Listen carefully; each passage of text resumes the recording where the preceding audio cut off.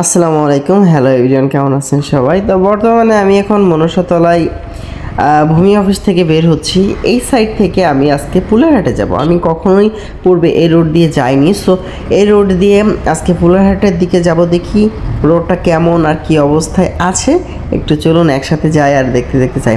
যেহেতু গ্রামের রোড, তার মানে চারি সাইডের সৌন্দর্য কিন্তু আশা করি আমরা ভালো একটা ফিল পাবো।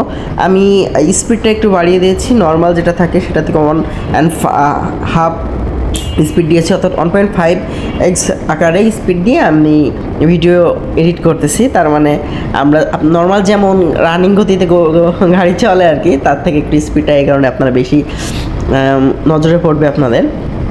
তো আমরা যেহেতু যাচ্ছি সামনের দিকে, কিন্তু দেখতে পাচ্ছি চারি সাইডে কিন্তু প্রচুর সবুজ শ্যামল গাছপালা, ঠিক আছে। তো গ্রাম মানেই চারি সাইডে সবুজ শ্যামল গাছপালা থাকবে, এটা স্বাভাবিক। তো সেই ক্ষেত্রে দারুণ লাগতেছে। তো আমরা এই সাইড থেকে বাসার দিকে যেতে পারি, আর এই সাইড থেকে আমরা সরাসরি পুলেরহাটের দিকে চলে আসবো। আর গ্রামের রোড মানেই হচ্ছে কিছুটা ভাঙাচোরা থাকবে, কিছুটা পশু পাখির উপদ্রব থাকবে। এখানে আবার দেখতে পাচ্ছেন পরপর সারি সারি দুইটা বাইক। সো বাচ্চারা থাকলে দূর থেকে একটু স্লো আসার চেষ্টা করতে হবে, এই আর কি। সামনের দিকে যেতে যেতে দেখি কি আর মিলে। আর রোডটা তো তুলনামূলকভাবে অতটাও ভালো নয় আর কি। তো দেখা যাক সামনে যেতে যেতে ভালো কিছু পাই কি না। তবে আশা করি ভালো কিছু দেখতে পাবো, কারণ এই সাইডগুলোতে কিন্তু মোটামুটি আছে। এদিকে আবার স্কুলও ছুটি দিচ্ছে, গ্রামের বাচ্চারাও আসা শুরু করবে। এই সাইড থেকে যদি যান তাহলে আপনার মেট্রো রোড উঠবে। এটা হচ্ছে আপনার গিয়েছে পুলেরহাটের এই সাইড দিয়ে তপসীডাঙ্গা রোড। আর এই সাইড থেকে গেলে আমরা পাবো হচ্ছে ডাইরেক্ট ফুলেরহাটের রোড। কারণ কয়েকটা রোড আছে এখন, এগুলো পার হয়ে যেতে হবে। এটা হচ্ছে গ্রামের রোড। এটা আসলে কী গ্রাম বলে আমি সঠিক জানি না গ্রামের নামটা। দেখা যাক সামনেই। এটা ছোটোখাটো একটা বাজার মতন মনে হচ্ছে, হ্যাঁ বাজার, ছোট বাজার। আমরা সোজাই যাব, আমরা কোনো বাঁকা তারা যাব না। ওয়াও, এই জায়গাটা কিন্তু দারুণ আছে। দুই সাইডে আম গাছ লাগানো সারি সারি, আর তার পাশেই দেখতে পাচ্ছি ওয়াও সবুজ শ্যামল ধান ক্ষেত। আর বাচ্চারা আসতেছে, স্কুল ছুটির টাইম, সো এটা থাকবেই। দেখি তারপর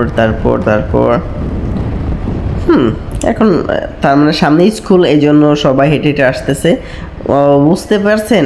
তার মানে কিন্তু আমরা কাছাকাছি পুলেরহাটের কাছাকাছি চলে আসছি প্রায়, কারণ পুলেরহাটের স্কুল একটা আছে। সো আমি যতটুকু আইডিয়া করছি মেবি ওই স্কুলেরই বাচ্চাদের পোশাক এটা হবে, বা ওই স্কুলের ছাত্রছাত্রী হবে যারা আসতেছে।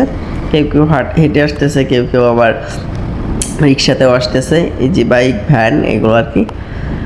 তো দেখি কোন পর্যন্ত যায়, কোথায়। এই তো আমরা চলে এসেছি। হ্যাঁ, আমরা এই সাইড থেকে সাধারণত যেতাম তপসীডাঙ্গার ওই সাইডে। সো এটা হচ্ছে পুলেরহাট, সামনে চলে এসেছি। বলতে না বলতেই বেশি সময় লাগেনি, মাত্র 5 মিনিট টাইম লাগলো পুলেরহাটে আসতে।